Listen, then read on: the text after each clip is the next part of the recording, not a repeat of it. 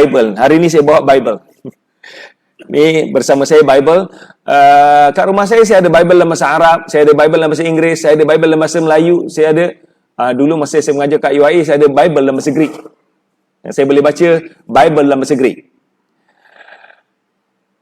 Dan ramai orang Melayu ingat Injil itu Bible. Injil bukan Bible. Okey tuan, boleh saya pakai whiteboard hari ni sekarang. Apa itu Bible? Ya, apa itu Bible? Okey. Kita selama ini belajar Taurat, Injil, Zabur. Di mana kita boleh dapatkan Taurat tu? Mana bang kita boleh dapat Taurat? Kita duk belajar Taurat, Injil, Zabur. Kat mana kita boleh dapatkan Taurat?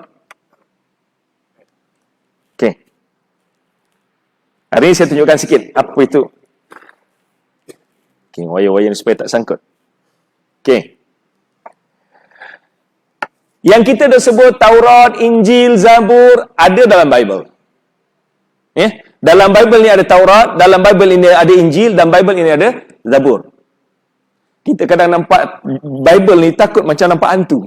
Tuan-tuan, ramai orang masuk Islam sebab baca Bible. Berapa ramai orang Kristian yang mendalami Bible, akhirnya mereka dapat hidayah masuk Islam. Okey, saya jelaskan dulu apa itu Bible. Apa itu Bible ya? Okey. Bible terbagi pada dua.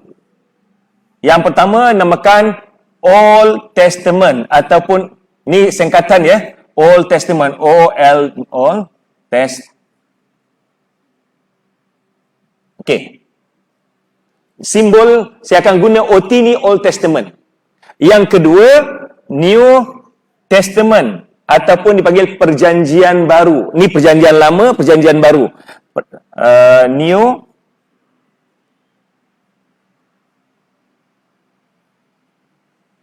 New Testament, perjanjian baru.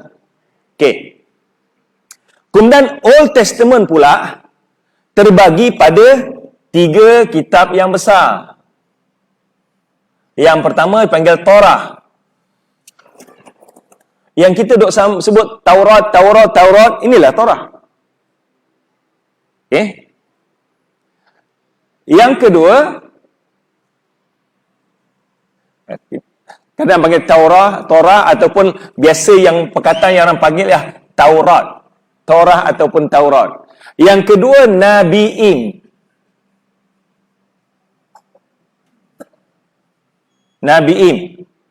Yang ketiga Kutubin.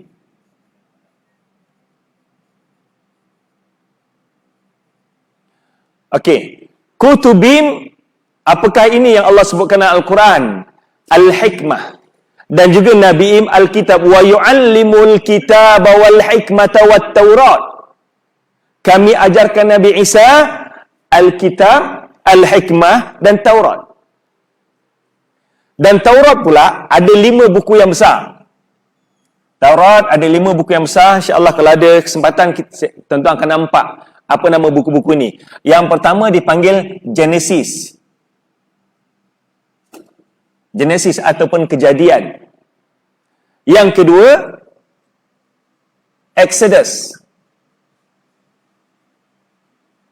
Keluaran. Yang ketiga Leviticus. Imamat. Yang keempat Numbers. Yang kelima Deuteronomy. Yang kita duk sebut Zabur ni, Zabur nama lain ialah Mazmur ataupun dalam bahasa Inggeris panggil Psalm. Psalm ada di sini dalam Kutubin. Dalam Nabi'im ni banyak kitab-kitab, kitab Hagai, kitab Nabi Al-Zaki, kitab Nabi Zakaria ada di sini. Kutubin The Song of Solomon. Kemudian Psalm ataupun Zabur. Dia agak funny sikit, ditulis tapi tak disebut ya. Sebutannya Psalm. P tak disebut, L tak disebut. Macam oil palm lah. Kita kata oil plum kan. So, ni Psalm. Jadi yang kita dah sebut Taurat ni dia tuan-tuan. 5 buku ni. Genesis, Kejadian, Exodus, Keluaran, Leviticus, Imamat, Numbers, Bilangan, Deuteronomi, Ulangan. Kemudian Psalm ada di sini. Dan orang Yahudi tidak menerima nama ini sebagai Old Testament. Sebab dia kata, if we accept the term Old Testament, we should accept the existence of New Testament. Kalau kita terima penjenamaan Old Testament yang diberikan oleh orang Kristian, kami kena terima kewujudan New Testament. Jadi orang Yahudi, ini kitab orang Yahudi, yang juga dianggap oleh orang Kristian sebagai kitab suci mereka. Tetapi, orang Yahudi panggil kitab mereka, singkatan dari sini, T-A-N-A-K-H, Tanakh.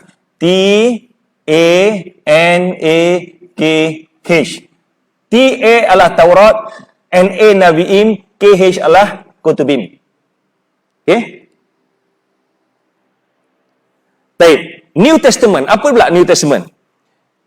Jadi kalau tuan-tuan tengok Bible secara keseluruhan ni, sebahagian besar Bible adalah Old Testament.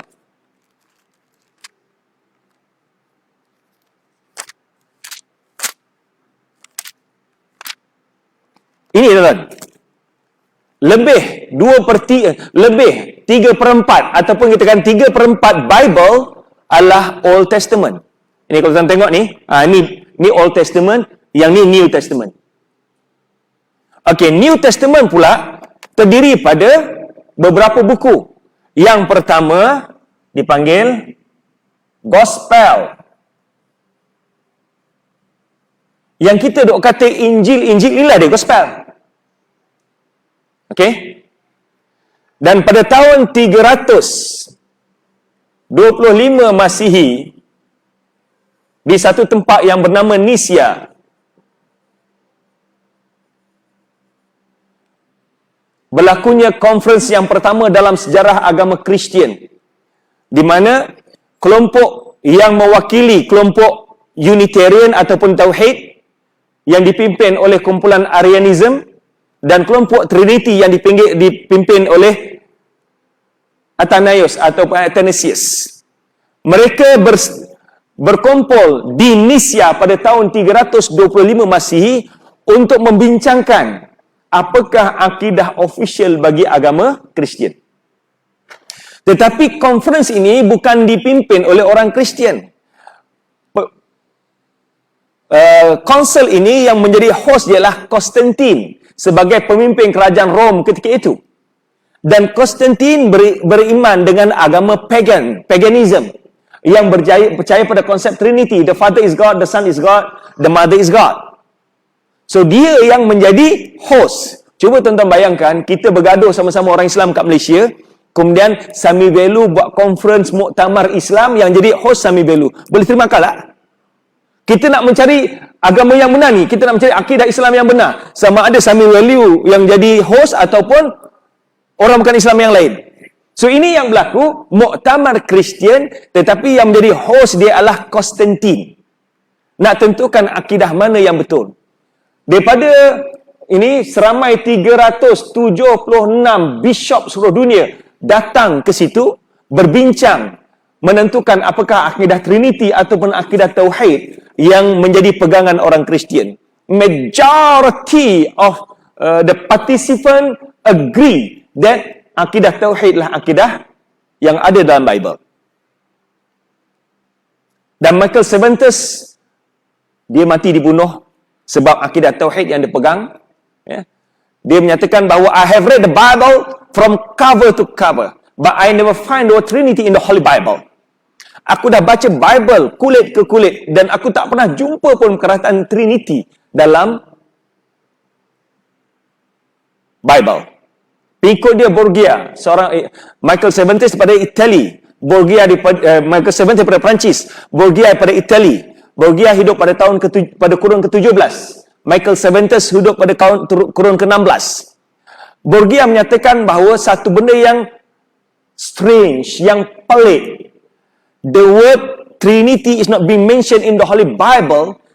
Perkataan Trinity tidak disebutkan langsung dalam Bible. Macam mana dia boleh menjadi akidah rasmi bagi orang Kristian? Berpunca pada tahun ni lah. Daripada 376 bishop yang datang, mereka menolak, majoriti menolak akidah Trinity. Tetapi Konstantin yang menjadi pemimpin kerajaan Rom ketika itu nak orang Kristian yang berada di bawah pemerintahannya berpegang pada akidah yang selari dengan akidah kerajaan. Sebab itulah Muktamar Nisya ini, Nisya sekarang tempat bernama Izmir di Turki. So, bermula pada insiden ini, akidah Trinity menjadi akidah official bagi orang Kristian. Dan pada masa ini juga, bishop-bishop ni membawa 70 Injil. Tetapi, dalam muktamar ini, hanya diterima 4 Injil saja. Iaitu, yang pertama, Matthew, Mark, 3 Luke, yang 4 John. So ini 4 Injil yang ada dalam Bible yang ada sekarang ditulis ini 4 Injil. Dan kalau tuan-tuan tengok Gospel hanya sikit aja.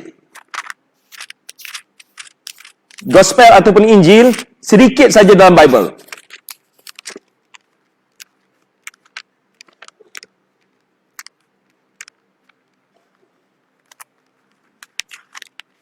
Lebih kurang ni je tuan-tuan. Yang disebutkan Injil ni je. 4 Injil. Dan 4 Injil ni, Matthew, Mark, Luke and John, bukan sama dengan Quran, surah Ibrahim, surah Yunus, surah Maryam, tak. This one is Gospel as written by Matthew. Gospel yang ditulis oleh Mark. Gospel yang ditulis oleh Luke. Gospel yang ditulis oleh John. Seperti mana mudah kita nak faham kitab hadis tulisan Bukhari, kitab hadis tulisan Muslim dan sebagainya. So, ini bukan nama surah. Ini adalah nama penulis. Okay? Ini adalah nama penulis. Okay.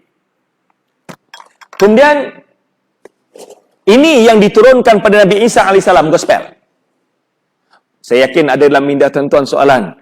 Apakah kitab-kitab yang diturunkan pada para anbiya itu yang asli masih ada?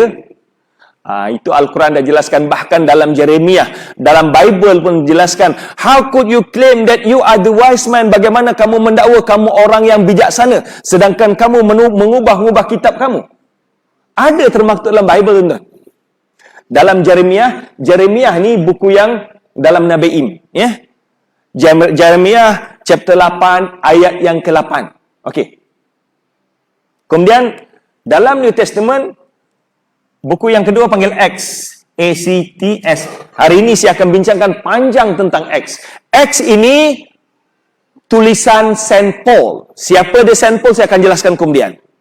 So, yang kita faham, kitab-kitab wahyu yang Allah turunkan, sampai sini saja. Sampai sini ke atas. Ini kitab wahyu. Manakala Acts dan ke bawah, yang ketiga, tulisan Saint Paul. Kemudian yang keempat, kitab Revelation. Ini tulisan pengikut Nabi Isa AS.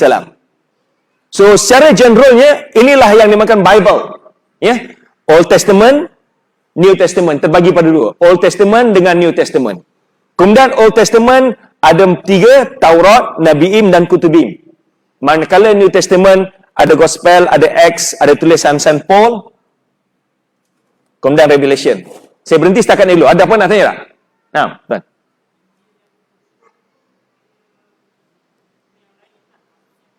Injil yang? Okey, Injil yang 70. Daripada 70 Injil yang ada ini, conference telah memerintahkan supaya menerima 4 Injil saja. The rest of the Injil mesti dihapuskan, dibakar. Dan tak lama dahulu baru ditemui Injil Barnabas. Ya? Injil Barnabas, tapi kita tak boleh nak baca pun sebab dia tulis dalam bahasa Hebrew. Ditemui di Turki. Kemudian Injil yang ditemui di Mesir. Ada beberapa Injil yang tidak masih disimpan, tak binasakan. Tetapi yang diterima hanya 4 Injil saja, yang dianggap sebagai Injil yang accurate. The rest of the Injil, untuk makluman tuan-tuan, orang Kristian menyebutkan the number of Christian being killed by the Christian are more than the number of Christian being killed by the Muslim during crusade.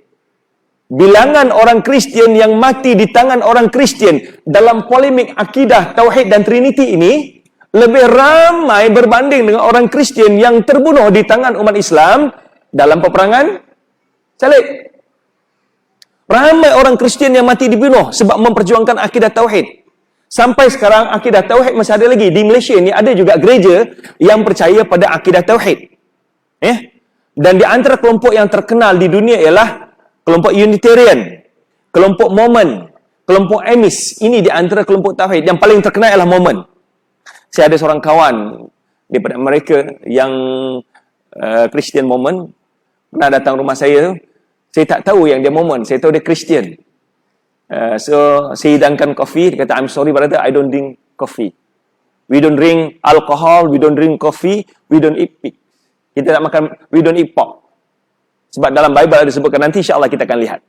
So, 70 Injil ini, yang lain disuruh dibakar, yang diterima hanya 4. Barang siapa yang memegang ataupun memiliki Injil selain 4 ini, hukumnya bakar sampai mati.